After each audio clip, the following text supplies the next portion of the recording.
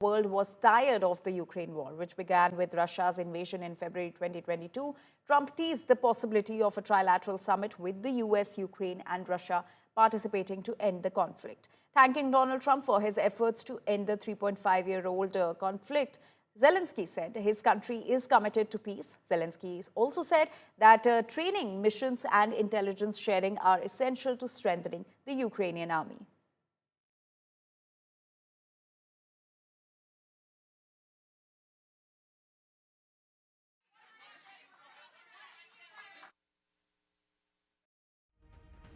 True. I think we're going to have a meeting. I think if everything works out well today, we'll have a trilat.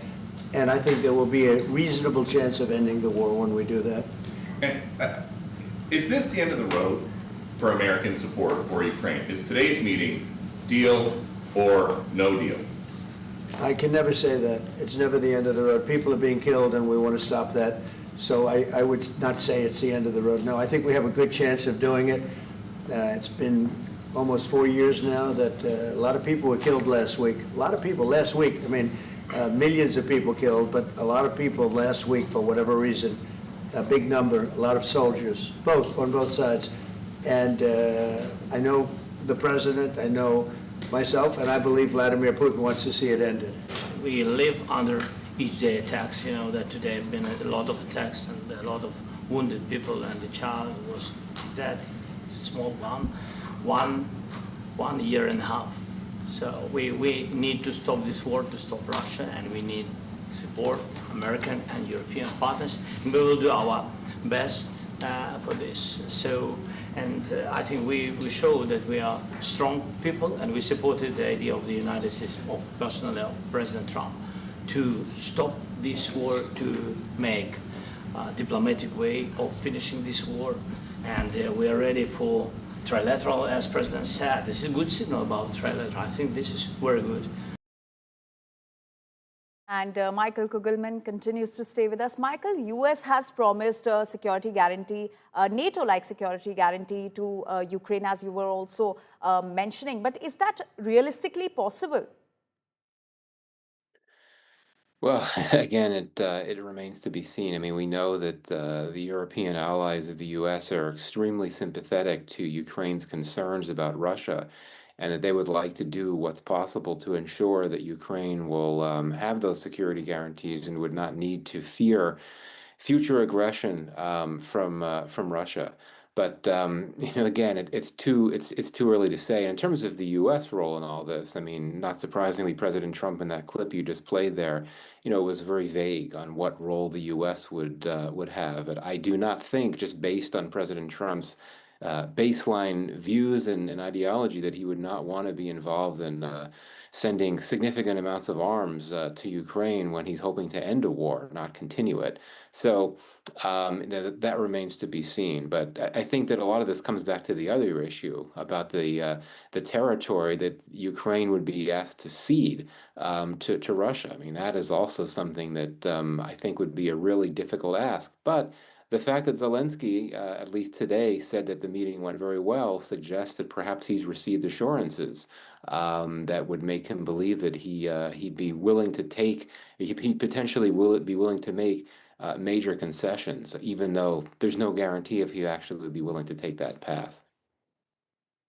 Although, Michael, Donald Trump has assured security to Ukraine, but we also heard U.S. State Secretary saying that these guarantees will only come into effect after a peace deal is achieved. So will Ukraine be left vulnerable in the interim?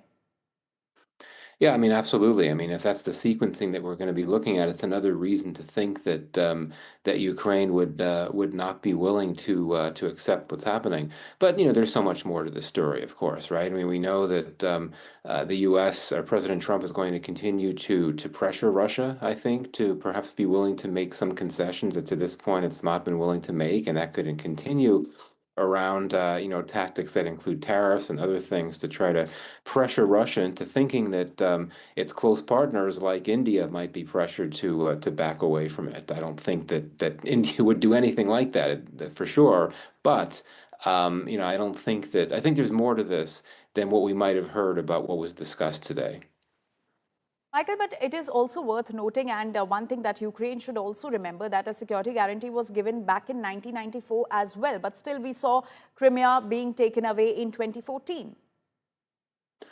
Yeah, I mean, all this goes to show that, I think that we've been hearing for so long that this war has been raging for several years now, too long, and that it's going to be very difficult to get to a peace. And, that's why I think it's a big gamble, the fact that apparently President Trump has decided that he can forego the early idea of looking for a ceasefire, which would be a much more manageable goal, and instead focus on a complete peace. And even though that would entail trying to negotiate a peace while the fighting is continuing, that's very difficult to do, I would argue, and particularly in this type of context. And it seemed to me that Putin has not been in any mood to stop the fighting. He'd have to get significant amounts of things in return. But the fact that a ceasefire is apparently off the table, I think that makes it all the more difficult to think that this war will formally end anytime soon. But then again, good to see the positive messaging coming from Zelensky. We all know that this war has gone on too long.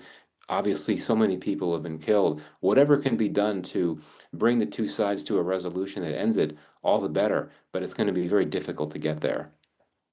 Right, Michael, you were speaking about a ceasefire. So the European leaders who were a part of this crucial meeting, they have raised this demand that a ceasefire should be achieved before the trilateral meeting is held.